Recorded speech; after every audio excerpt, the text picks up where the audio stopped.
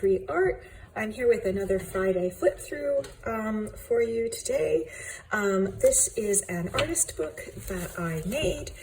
I have always had a fascination with Japan. I feel it's a country that has two sides to it, and you know, the busy, super high-tech city life, like the Tokyo night and the neon signs and all the computers and the gadgets and all that insane, super modern stuff. But on the other side, they have this whole philosophy about balance and the cycles of nature and taking the time that's needed and embracing imperfection. That just has always fascinated me, and not to mention their amazing paper arts, this art in general, the symbolism, and just their understanding of the world in general. So I kind of made this as a homage to that more traditional side of Japan. And I'll already say it outright, I have absolutely no idea how to write Japanese. Anything that's written in Japanese has been looked up and 100% copied from the internet. So if you are Japanese and you're watching this, I am truly sorry. I'm sure I massacred your beautiful calligraphy. But I just wanted to create this for myself to keep all those things that interest me and fascinate me about Japan. It's not finished yet, but I thought I would give you a little flip through of it so far, because well, it's going to be a work in progress until all the pages are filled, really. So I just thought you might want to see how it's made.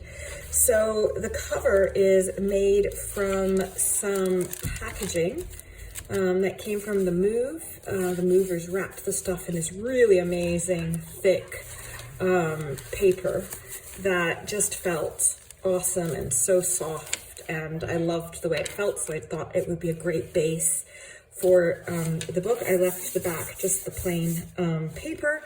The front is a piece of eco-dyed paper that I made, and then I did the momigami process of kneading paper on it, and it came out with this beautiful soft texture that I wish you could feel. It's just really lovely.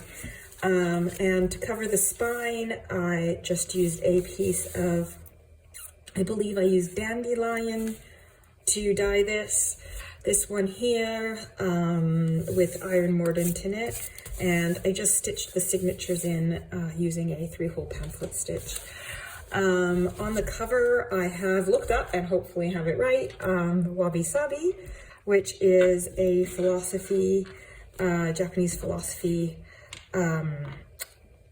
life philosophy about embracing imperfection and accepting it. And well, I'm sure there's a whole lot more to it that I probably don't understand, but I thought it would be a great title for this book. And again, a circle, because I have an obsession with circles, in case anyone hasn't noticed before. So I thought, of course, it's a beautiful symbol, and I believe they also have a similar one called Enso, which encompasses all the cycles, I think. I'm not sure, but yeah. Anyway, so on the inside, I did some collaging with some beautiful papers I got in a swap from the Two Old Crows Mixed Media group. And she already had some of these symbols in her collage things that she gave me, and all the gold, which reminds me of the kintsugi method for mending broken pottery, and which has fascinated me also in my photography work. And then I had some beautiful donations of various things from Japan from my Junk Journal Europe group that I help run on one of my weekly wishes, and I got some of these absolutely gorgeous papers. and I included them in here because, well, they're just beautiful. So the papers I used for my signatures are a mix of all different kinds. This was tracing paper, and I've glued on 2 beautiful pieces of this origami paper. She also sent me this notebook, some pages from a book written in English and Japanese, and so I sent them there. This is the paper that I made from pasta water and tissue paper and some string. I will link the tutorial up in the corner on how to make that because it's great fun. I love the texture and the feel of it. So I had to include it because when I think of Japan, I also think of textures, fabric, paper, and this just felt like it should be a part of it. I added this image, it came in a swap as well. I don't know if it is Japanese in origin, but it gave me that kind of vibe, so I thought I could add it in as part of it. Here I did a painting of 3 stones on top with my circle that I really like. Here's a piece of tissue paper that I did trying to use the shibori method of dyeing paper. Clearly I need to do a lot more work on it, but I included it. This was a sticker that came with everything also. I was saying, I've always loved koi. They're one of my favorite fish, and so of course I had to include them here. So here's a few more beautiful papers that were sent to me. More origami papers. Oh, if only you could feel these. Here's some patterns that I've always liked with Japanese patterns. I've used mulberry paper here that I got from an old photo album.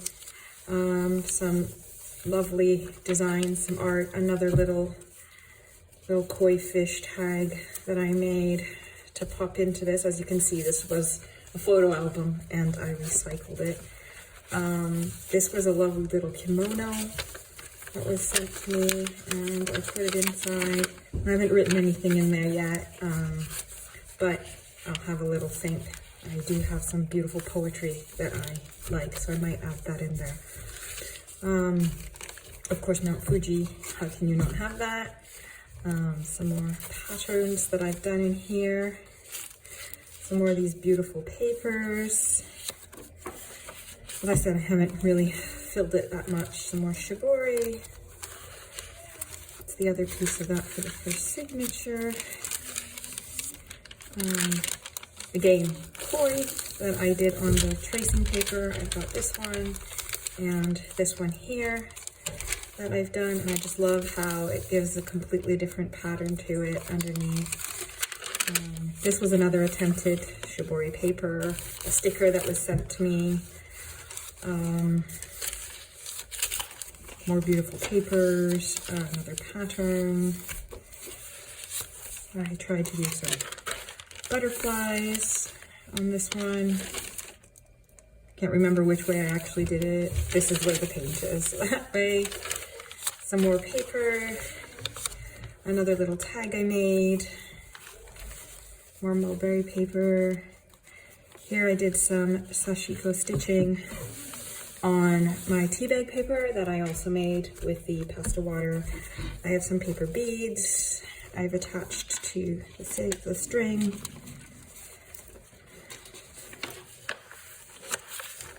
Another image of cranes. More koi. Some little stamp washi tape. A real stamp.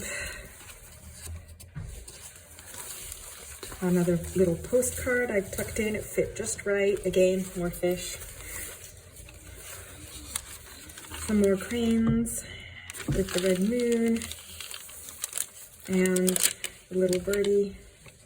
And the cherry blossom, which is another one that screams Japan to me, the sakura, which has a special meaning to me as well, having grown up in Vancouver with the sakura blossom in the spring. I miss seeing it everywhere, so for me it's really beautiful.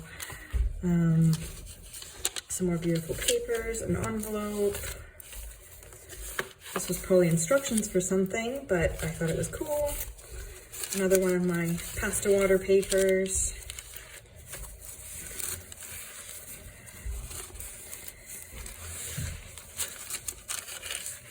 A piece of really pretty fabric that kind of reminded me of it. Some more tea bag paper.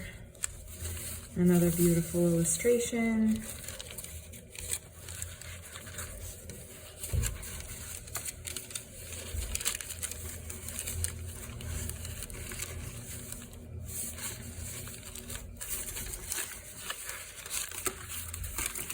I've been just putting some words that I associate with them, with Japan, and another little illustration and some more collaging at the end. And that's it. As I said, it's still a work in progress. When I finish it, depending on how long it takes, I might do another flip through to show you how it's just ended. So yeah, I'd love to hear what you think, and thank you so much for watching. Bye bye.